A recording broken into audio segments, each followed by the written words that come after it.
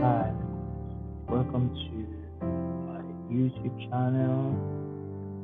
This is the channel where we learn gospel music and how it works.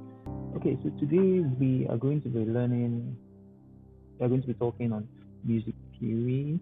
And if you've never been in front of a piano before, this is the lesson where you want to start your piano journey from. Right? Okay, so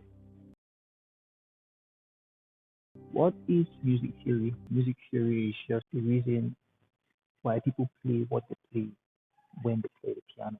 Mm.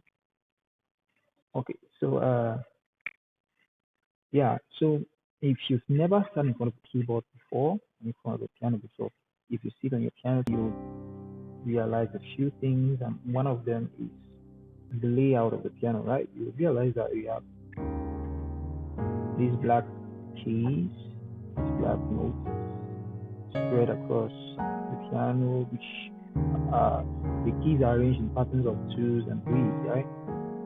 This was done on purpose. We have those, and then we have white notes, which are more easily spread on all of it, right?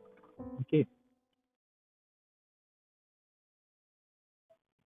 Very next thing we want to learn is our musical alphabet, and it's just like the normal alphabet of English, A, B, C, D, right, all the way to Z.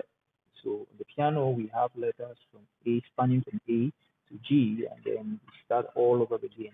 That's really what is the piano. And we need today I have a 61 keys piano, so that is to say the total number of keys on my piano is 61, right? But there are, I mean, on the full range piano, you would have 88 keys, and the very first letter all the way from your left on such a full range piano is going to be the letter A, or sorry, the note, the key A, right? And then the very last letter all the way to the right is going to be letter or the note C. But for such a small keyboard, 61 note keyboard, 61 keys keyboard, uh, the letter here, the very first note here will be the letter C, will be the note C, right? So if you've never been in front of a piano, you're probably be asking yourself, how does it know that that is C? All right, a very quick way and a very easy way of identifying the note C or the key C is just, you see these arrangements of two black, two black notes, three black notes, two black notes, three black notes. It's very important, right?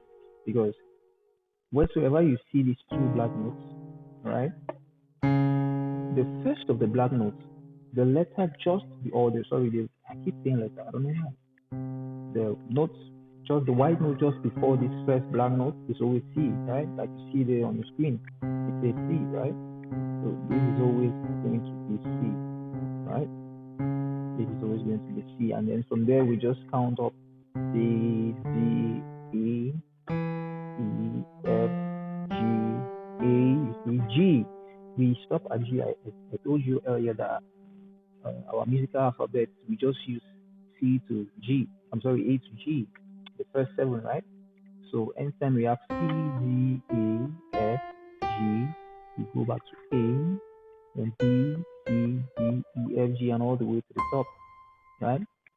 And all you really have to do is just like practice identifying C.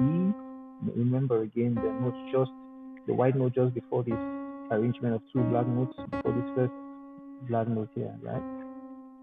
So that is always going to be C, and then just practice naming from there C, D, E, F, G, A, B, and in a very short while you should be okay. This is not really hard to learn or to know by heart, right? Okay, so now we know our musical alphabet. Oh, yeah, that reminds me. So you must have noticed that I named the white note, but I haven't named the black note. And the reason for that is just for this is just is a very simple reason, right? It's because the black notes really don't have a name on it. They inherit their names from the white notes actually. So what do I mean by that?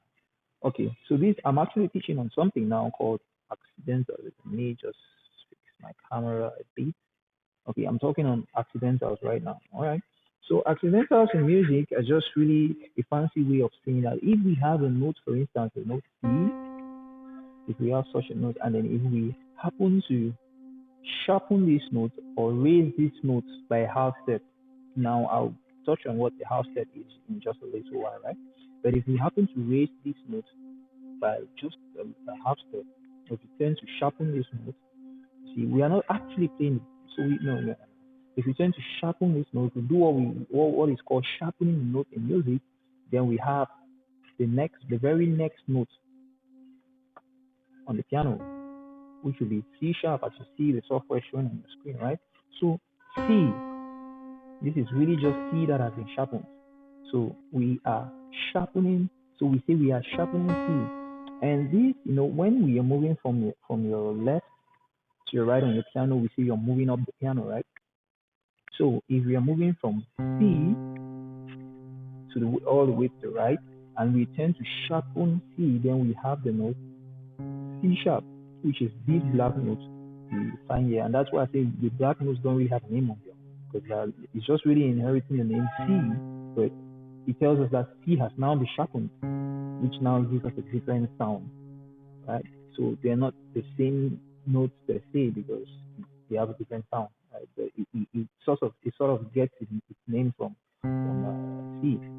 And for the next note, we'll just do the same thing. The note before it is D, right? And I'm moving from left to right, remember. And so if we sharpen D, then we have D sharp. And if we sharpen F, then we have F sharp. And if we sharpen G, then we have G sharp. And if we sharpen A, then we have A sharp, right?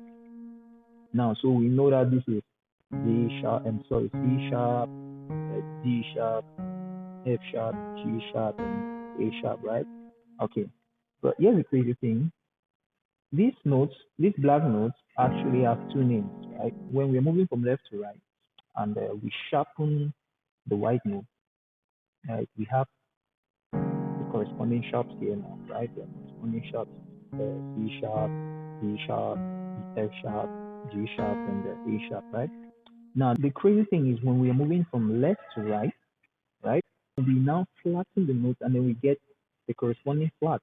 What do I mean? For instance, if we have the note B and we happen to flatten this note, that's just a fancy way of saying that moving to the next key or moving a half step, the key a half step away from D.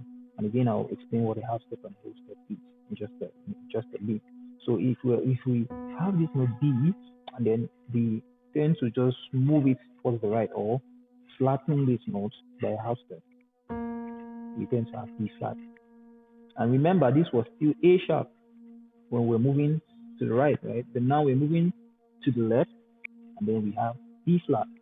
And if we do the same for A, we'll have A flat. And if we do the same for G, we'll have G flat. And then we do the same for E, we'd have E flat. And we do the same for G, we'll have B flat.